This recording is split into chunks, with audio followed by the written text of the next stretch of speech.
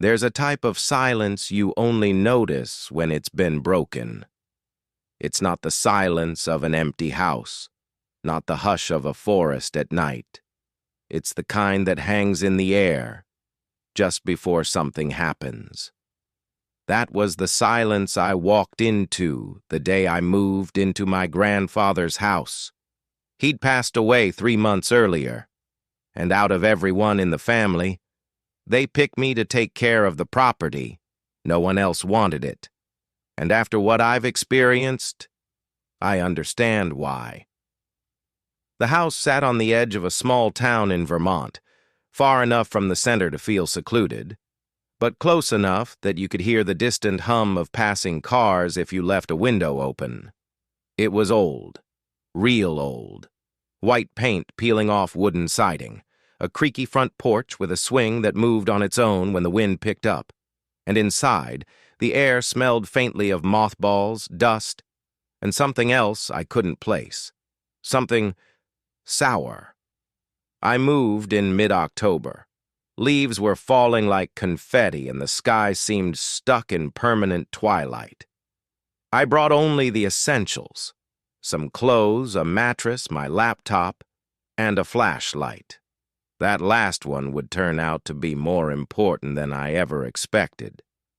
I spent my first few days cleaning.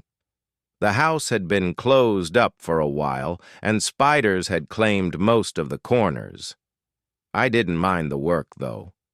It kept my mind off the strangeness of it all. The feeling that I wasn't really alone in there. Not in the ghost sense. More like the house itself was aware, watching. It started with the light. There's a hallway upstairs, right outside what used to be my grandfather's study, and in the middle of that hallway, there's a ceiling light that flickers, only it doesn't just flicker, it pulses, slow, steady, like a heartbeat.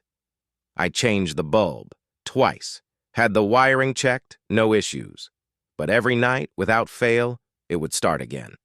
Same rhythm, same glow, and always after sunset. I tried to ignore it, blamed it on old wiring, but deep down, I knew something was off. One night, around 2 a.m., I got up to get water. As I passed the hallway, the light turned off. Not flickered, not dimmed, just gone. I stood there staring into the dark, and then it came back on, but dimmer, yellow. And for just a second, I thought I saw a shadow underneath it, not a person, more like an outline. Tall, thin, motionless. I blinked, and it was gone. I laughed it off the next morning, told myself I was overtired, maybe dehydrated. But that night, I started locking my bedroom door, just in case. On the 5th night, I found the diary. It was buried at the bottom of an old chest in the attic. Leather-bound, worn, no name on the cover, just a year, 1957. I opened it out of curiosity, expected gardening notes or weather entries, but what I found was something else entirely. The entries were dated and written in small, precise handwriting. Whoever wrote it, they were meticulous. April 2nd, 1957. The light flickers again, always after dusk. I tried staying beneath it tonight. It hummed, low, constant. I'm starting to think it's not broken. I think it's watching me. Chills ran down my spine. I flipped forward. April 9th, I saw her again, in the hallway. Just for a second.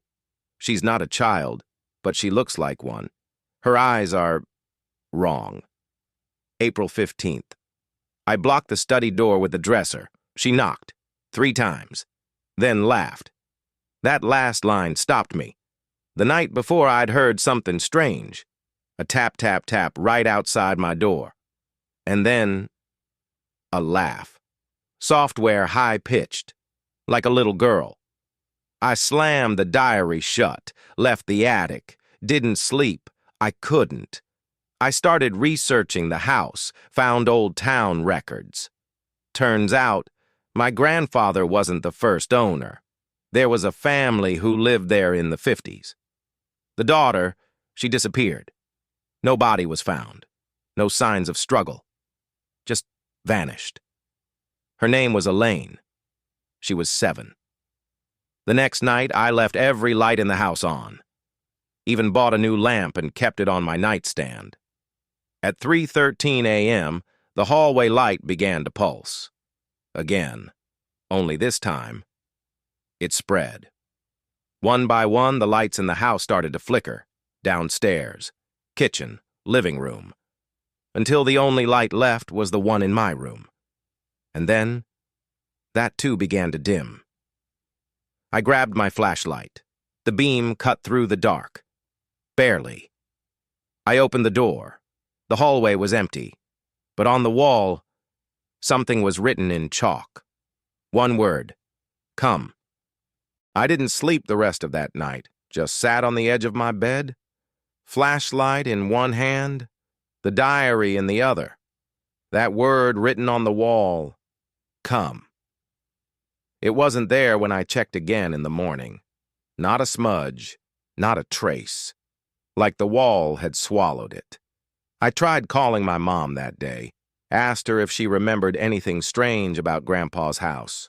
She went quiet, then said, I never liked going there as a kid. Your grandfather used to keep that whole upstairs hallway locked.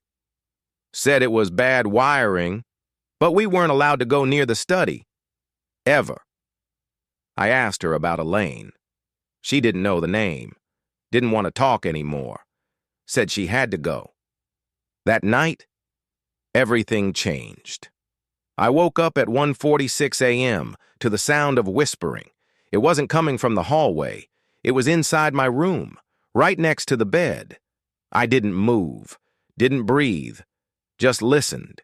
It was a girl's voice, repeating the same thing over and over. Do you see me now? Software playful, almost curious. Do you see me now? Do you see me now? I slowly reached for the flashlight, turned it on, and pointed it at the corner of the room. Nothing. But the whispering stopped. I left the house the next morning, drove 40 miles to a motel, told myself I'd figure out what to do from there. Burn the diary, sell the place, forget it all. But around noon, I got a call, from my phone, to my phone, number on the screen. Me, I answered. Static. Then the same voice. You forgot your light. I dropped the phone, checked out of the motel, drove back to the house. I don't know why. I just knew. I had to finish it. The house was silent when I walked in. Dead silent. I went upstairs. The hallway was darker than usual. The flickering light wasn't flickering anymore. It was glowing. A steady, warm pulse. And under it, a figure. Small. Pale. Facing the wall. She was writing something with a piece of chalk. The same chalk I'd found in the attic weeks ago. I called out, Elaine? She didn't turn around. Just kept writing. Line after line. When I got closer, I could read it. He didn't help. He closed the door. He left me in the dark. He didn't help. He didn't help. Over and over, I stepped back. Something crunched under my foot. Glass. The hallway light bulb shattered on the floor, but the light was still on, still pulsing, from nowhere. Elaine turned around, her eyes milky white, her mouth stitched shut, but I heard her voice inside my head. He closed the door. You won't. She stepped forward, and suddenly, I wasn't in the hallway anymore. I was in the study, but it looked different. Dust-covered furniture, curtains drawn tight, a smell of rot in the air. On the desk, the diary. Open to a page I hadn't seen before. April 29, 1957. She's still in the wall. I hear her at night. I pretend not to, but I know she knows. I tried to cover it, but the light always shows the truth. I looked up. The wall behind the desk was wrong, slightly warped, like something had been patched over. I grabbed a chair, slammed it into the wall, once, twice. On the third hit, the panel cracked, and behind it, a cavity, no bigger than a closet, inside bones, small, curled up, wrapped in what looked like a faded pink nightgown. And beside them, a flashlight, still on, still flickering. I stumbled back, fell to the floor. I don't remember screaming, but I must have, because when I opened my eyes, it was morning. The house was quiet, normal, no shadows, no voices, and the wall was whole again. I called the police, told them I'd found human remains in the house. Didn't mention the light, didn't mention the diary. They took the bones, told me it looked like the girl had been trapped decades ago. No one knew, no one looked. The case was reopened, but I already knew how it ended. I moved out a week later, gave up the house, donated everything inside, even the diary.